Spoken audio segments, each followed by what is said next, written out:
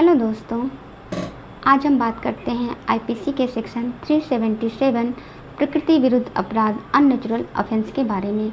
यह धारा कहती है कि जो कोई किसी पुरुष या स्त्री या जीव जंतु के साथ अप्राकृतिक रूप से स्वेच्छा वॉलेंटरी यौन संबंध स्थापित करेगा, सेक्सुअल इंटरकोर्स करेगा, वह आजीवन कारावास से या ऐसे कारावास से जिसकी अवधि 10 वर्ष तक की हो सकेगी दंडित किया जाएगा और जुर्माने से भी दंडित किया जाएगा। सीआरपीसी में यह अपराध अजमानती, नॉन बेलेबल और संज्ञेय कॉग्निजेबल बनाया गया है। यह धारा विशेष रूप से एलजीबीटी कम्युनिटी के लिए चिंता का विषय थी, क्योंकि उनके मध्य स्थापित फिजिकल रिलेशन को प्राकृतिक नहीं माना जाता था। एलजीबीटी ने इस धारा के खिलाफ अपनी आवाज़ उठाई। नाच foundation versus government of NCT new Delhi में दिल्ली हाई कोर्ट ने यह जजमेंट दिया कि दो वयस्कों के मध्य पारस्परिक सहमति अर्थात म्यूचुअल कंसेंट से होने वाले किसी भी सेक्सुअल रिलेशन को यौनाचार को अपराध नहीं माना जा सकता। सेक्शन 377 राइट टू प्राइवेसी और राइट टू इक्वलिटी, जो कि आर्टिकल 21 और आर्टिकल 14 है, के अगेंस्ट हैं, अतः इसको असंवैधानिक माना। एलजीबीटी कम्युनिटी को इस निर्णय से राहत मिली, किंतु यह स्थिति ज़्यादा दिनों तक बनी नहीं रह सकी। 2013 में सुरेश कुमार कौशल बनाम नाच फाउंडेशन में दिल्ली हाई कोर्ट के जजमेंट को पलटते हुए सुप्रीम कोर्ट ने कहा कि सेक्शन 377 डिस्क्रिमिनेटरी प्रावधान नहीं है, तथा कहा कि इस धारा में संशोधन न्यायिक निर्वचन जुडिशियल इंटरप्रिटेशन के द्वारा नहीं किया जा सकता। ऐसा करना पार्लियामेंट के विधायी क्षेत्र अर्थात लीगल लेजिस्लेटिव पावर के ही अंतर्गत आता है और उनका ही विषय है। एलजीबीटी का अपने राइट को लेकर आंदोलन चलता रहा।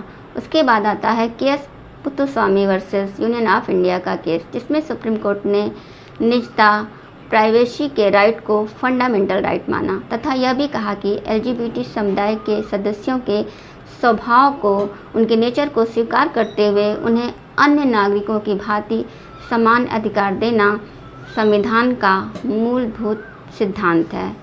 फिर आया 2018 में 2018 में Navtej Singh Johar and others versus Union of India का केस, जो कि एलजीबीटी कम्युनिटी के राइट के लिए एक लैंडमार्क जजमेंट माना जाता है। इसमें 5 जजों की कॉन्स्टिट्यूशनल बेंच ने यह कहा कि दो वयस्कों के मध्य म्यूचुअल कंसेंट से बने फिजिकल रिलेशन को दंडनीय बनाने की सीमा तक यह धारा असंवैधानिक है, लेकिन 3 दशाओं में ये धारा लागू होती रहेगी। किसी अवयस्क के साथ यदि अप्राकृतिक रूप से सेक्सुअल रिलेशन बनाए जाते हैं, किसी वयस्क की सहमति के बिना उसके साथ सेक्सुअल रिलेशन बनाया जाता है अप्राकृतिक रूप से, और किसी स्त्री या पुरुष के द्वारा पशुगमन किया जाता है अर्थात पशुओं के साथ रिलेशन बनाए जाते हैं। हाल ही में 2023 में Supriya Chakraborty and others versus Union of India में यह मुद्दा एक उठा कि क्या एलजीबीटी कम्युनिटी के द्वारा की गई मैरिज को लीगल माना जाए या नहीं। इस पर सुप्रीम कोर्ट द्वारा 3-2 से यह जजमेंट आया कि राइट ऑफ मैरिज एक फंडामेंटल राइट नहीं है, और अगर ये राइट एलजीबीटी कम्युनिटी को दिया जाता है तो मैरिज से जुड़े अन्य लॉ पर इफ़ेक्ट पड़ेगा, जैसे एडॉप्शन, डाइवोर्स, प्रॉपर्टी राइट। अगर पुरुष को पेंशन मिलता है तो उसके मरने के बाद अगर वो एलजीबीटी समुदाय का सदस्य है तो पेंशन किसको मिलेगी। एलआईसी से जुड़े बहुत सेरोगेसी से जुड़े अनेक मुद्दे ऐसे हैं जिस पर इफ़ेक्ट पड़ेगा। अतः सेम सेक्स के मैरिज को राइट देने का अधिकार पार्लियामेंट का है, सुप्रीम कोर्ट का नहीं है। उसको ही राइट है कि वह इस विषय पर कानून बनाए। जुडिशियल इंटरप्रिटेशन के द्वारा इस पर निर्णय नहीं लिया जा सकता है। अब हम बात करते हैं बीएनएस अर्थात भारतीय न्याय संहिता 2023 की, जो आज 1 जुलाई 2024 से लागू हो रही है। जिसमें धारा 377 को पूरी तरह से समाप्त कर दिया गया है।